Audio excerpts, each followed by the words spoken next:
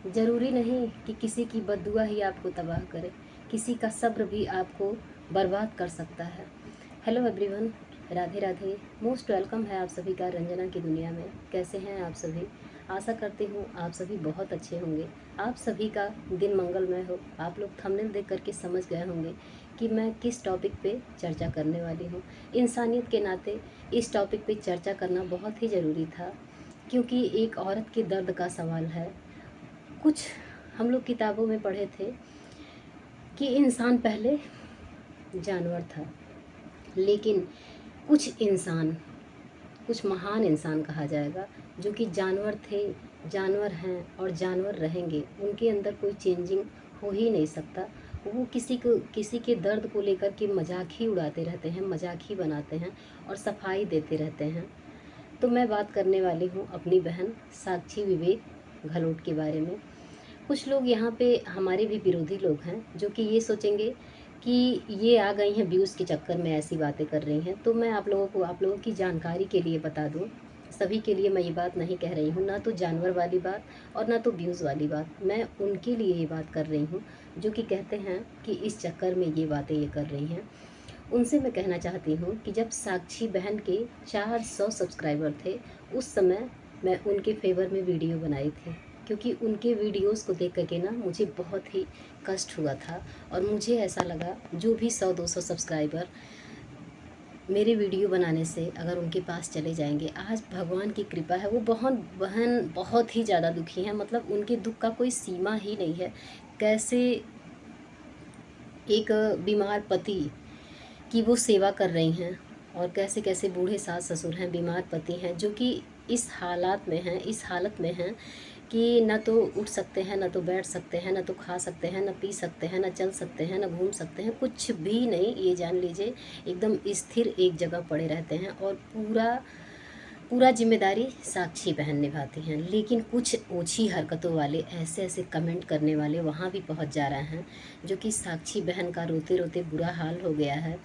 और हम पहले ही बोल चुके हैं कि किसी के सब्र का ऐसा परीक्षा ना लीजिए कि वो एकदम से उसके अंदर से, उसकी रूह से बद्दुआ ही निकले आपके लिए।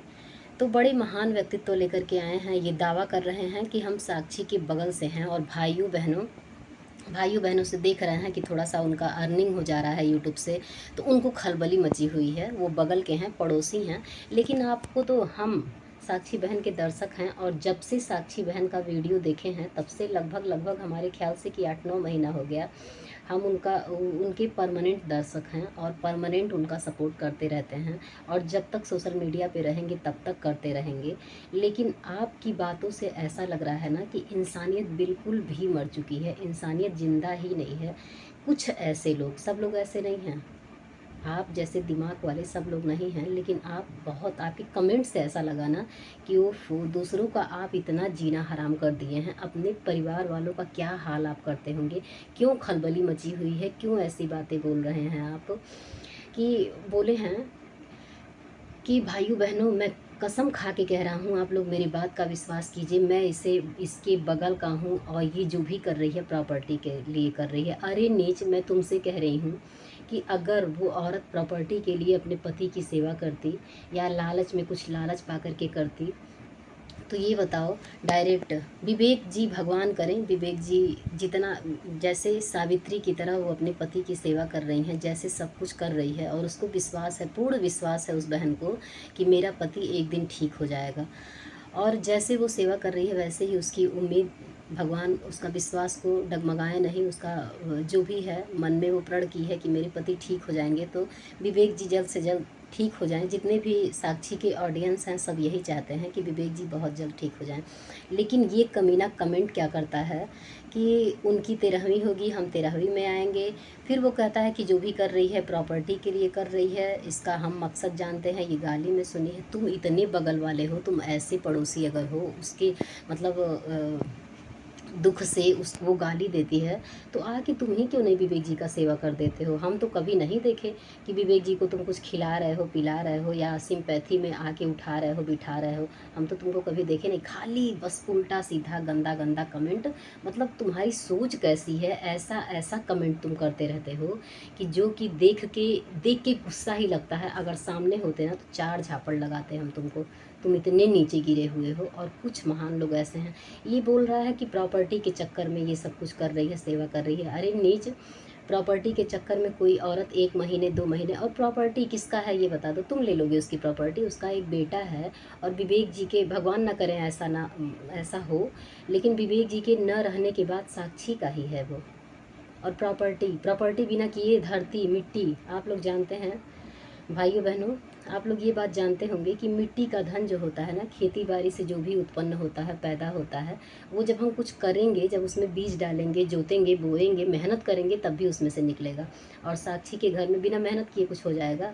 प्रॉपर्टी वो इतनी कर्मठी है, इतनी मेहनती है कि उसका यूट्यूब से ही आना शुरू हो गया। और तुम प्रॉपर्टी के चक्कर में पड़े हुए हो। वो सबको पाल लेगी, अपने सास ससुर बच्चा पति सबको पाल लेगी, ये पूर्ण विश्वास है मुझे। लेकिन तुम क्यों इतना टेंशन ले रहे हो? प्रॉपर्टी तो आज भी उसका है, वो विवेक की पत्नी है, तो आज भी उसका प्रॉपर्टी है।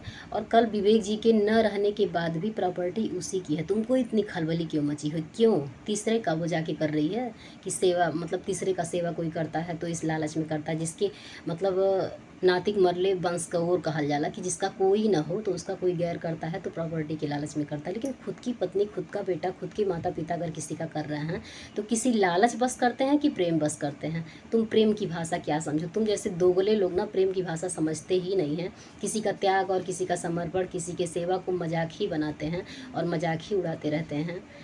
तो बस साक्षी बहन, आपसे इतना ही कहना चाहूँगी कि बहन, कर्म का फल ज़रूर निकलता है, आज नहीं तो कल निकलता है। जितना गहरा कुआं होता है उतना मीठा जल निकलता है। इसलिए इन ओछी हरकतों वाले, कमेंट करने वाले लोगों पे, इन कमीनों पे बिल्कुल ध्यान नहीं देना है। आपको अपने मनोबल को घटाना नहीं है। जैसे आज तक आप करती आई हो वैसे ही आगे भी करते रहना है। हम सब आपके साथ हैं, और तब भी थे जब आप यूट्यूब पे स्टार्टिंग में आई थी, शुरू में, तब भी थे आपके साथ।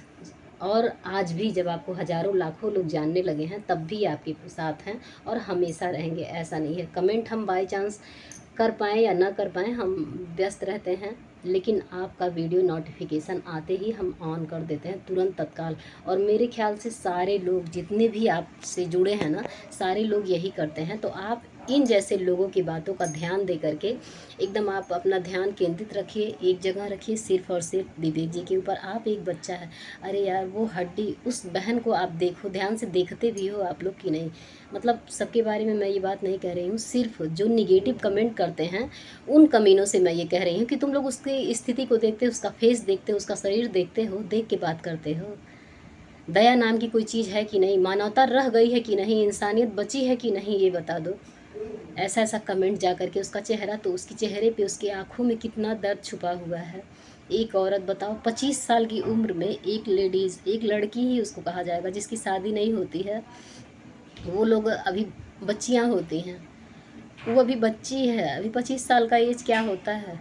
20-21 साल की उम्र में शादी हो गई, और उसके बाद वो लड़की जिसका पूरा जीवन ही ख़त्म हो गया। प्रॉपर्टी सब कुछ होता है, जिसके जीवन में चैन ही नहीं है।